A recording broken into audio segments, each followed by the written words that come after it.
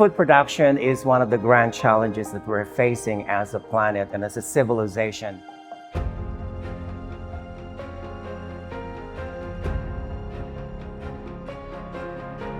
We have to increase it to feed another 1.3 billion people in the next 26 years.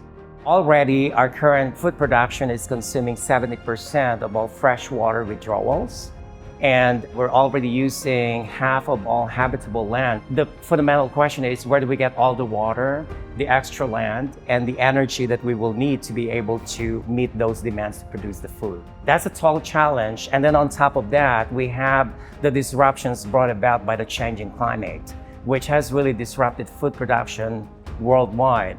And so we need to innovate. Spirulina in particular is almost the perfect food. 60 to 70% of its biomass is protein.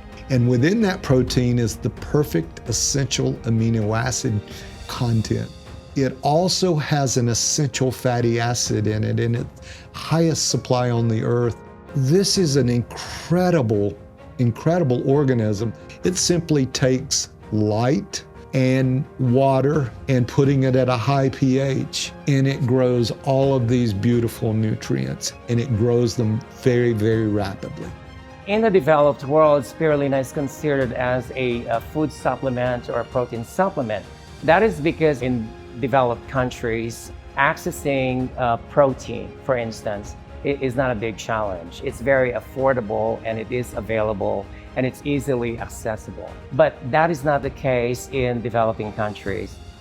These are the people that we're targeting in terms of providing spirulina as a supplemental nutrition or protein, particularly for the kids. The goal is not to produce the protein or the spirulina here, but to produce the protein locally in those target areas. So that's why we designed the bioreactor in such a way that we are confident that the materials that we're using are basic enough that they would be more than likely available anywhere on Earth.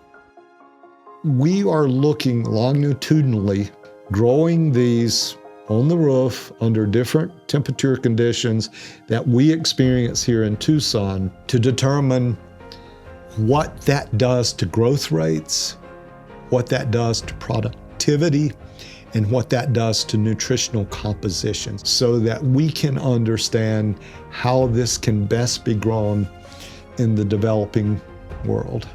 There really is this dynamic that has developed between human health as well as the changing climate.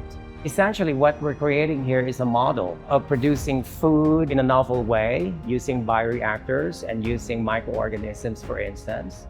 That in itself is a very efficient, reliable, resilient, and sustainable manner of producing food.